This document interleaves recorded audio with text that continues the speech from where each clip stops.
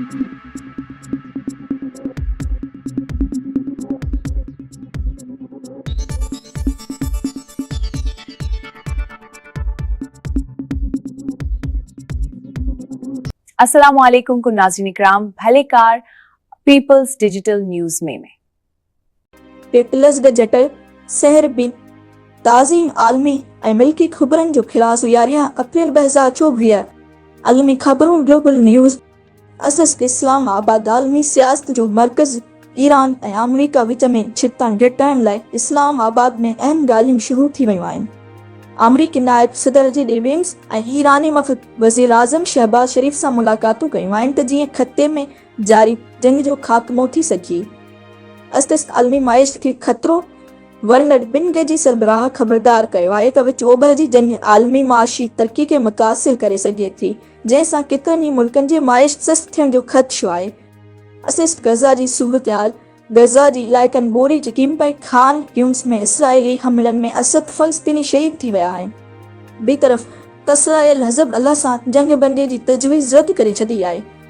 असस रूस जो अदफ़ सदर व्लादिमीर पुतिन ऐलान कयो आहे त 2030 ताईं रूस आर्टिफिशियल इंटेलिजेंस जे शोबे में दुनिया जो नंबर 1 मुल्क बणिजी वेंदो। मुल्की ऐं इलाइक़ाई ख़बरूं नशर न्यूज़ असस गिलगित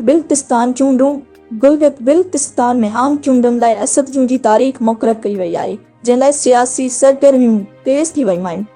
असस पाक ईरान गैस पाइप लाइन तवानाई जे बहिरान खे ख़तमु करण लाइ पाकिस्तान ऐं ईरान विच में गैस पाइप लाइन मंसूबे ते ॿीहर कमु शुरू थियण बाबति अहम हॾकड़ाई थी आहे।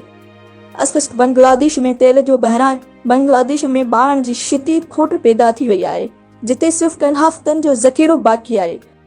आम यूनाइटेड टेक्नोलॉजी स्पोर्ट्स अंतरिक्ष असस बाबर आज़म जो रिकॉर्ड PSL 11 में बाबर आज़म लीग जी तारीख़ में सभ खां वधीक रन ठाहींदड़ बैटर बणिजी वियो आहे।